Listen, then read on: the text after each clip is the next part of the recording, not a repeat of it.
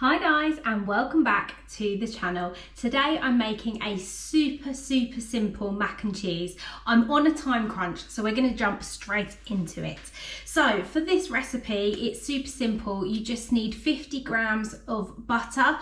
I've got plant-based flora here. 50 grams of plain flour. You can swap that out for gluten-free if you need to. 500 mils of milk. I've got soy milk, but you can also just use regular milk. And I'm going to start with 100 grams of cheese. Now my kids absolutely love this, they go wild for it, but they're not huge fans of cheese, which is a bit of a shame.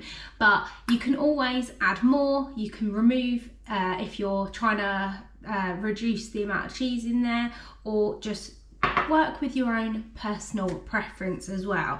Now again, for the kids, I don't tend to season too much, but when I do it for grown-ups, I do add some salt and pepper as well, so you can add that in too. And of course, macaroni or whatever shape pasta you would like. And I always put some peas and sweet corn in mine as well. Get some veggies in there for the kids. Perfect autumnal dish. And it's perfect for my 30 days has September challenge. So I wasn't planning on making a food related video every single day, but hey ho, I spend a lot of time in my kitchen, so why not? So I've got my pan here ready. We're going to crash on. This is just very easy to work with, this particular butter. So I'm going to take 50 grams of butter, and you literally just follow the lines on this one, which is just makes my life a lot easier, which I'm here for. I'm hoping to make this in about 5 to 10 minutes because, like I say, I'm on a bit of a crunch today. Okay, so 50 grams of butter, that's going straight in, and I'm going to melt that down on a medium to low heat. We don't want to burn the butter, we definitely don't want it browning, so that's on there. Okay, so once we've got our butter melted, it's time to put in the flour. So I'm just going to go and pop that straight in there, and then we want to kind of bring this together in a pasty ball type texture.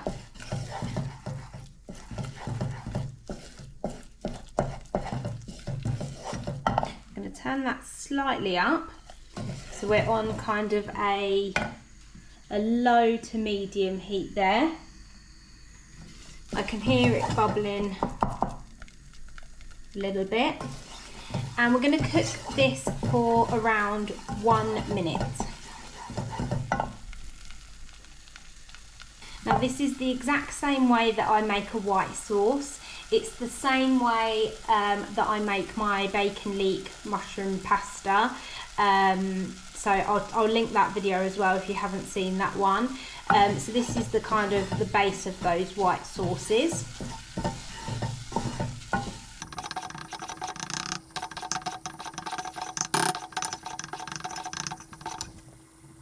Okay, so now that's been cooking for about a minute, it's time now to put the milk in.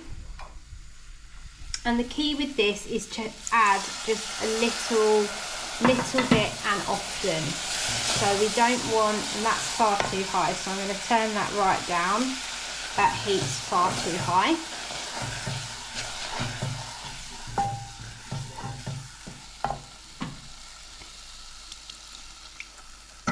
So to avoid a lumpy sauce, we are just going to mix that in very drip by drip. When I first started making this, my grandma taught me how to make this sauce.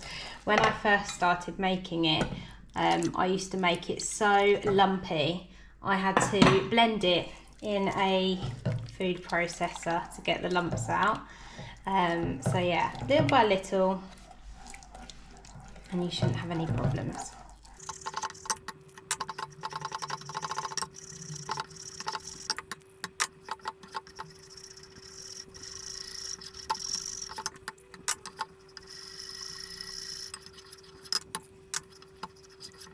Okay, so now all that milk has gone in. It's a silky kind of smooth consistency there.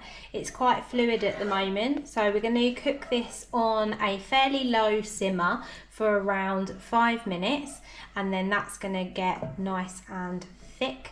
We don't want to boil it, we don't want to burn the bottom of it. It's just a nice gentle simmer to thicken and cook off the flour. Okay, so that's been about 5 minutes now, and you can see that it's a lot thicker than it was when we started. So now it's ready for the cheese. So like I say, I've got 100 grams here of mature cheddar, and I'm going to put that in. Then we can do a little taste test, and then if I feel like it needs some more cheese, we can always add some more.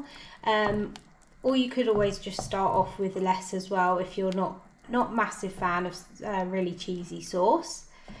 You can also add in different types of cheese as well, so you might want to top it off once you've got it with the pasta. You might want to add some parmesan on the top, or you could add in a little bit of mozzarella if you wanted it to be really stringy. Generally I just make it with cheddar, mature cheddar.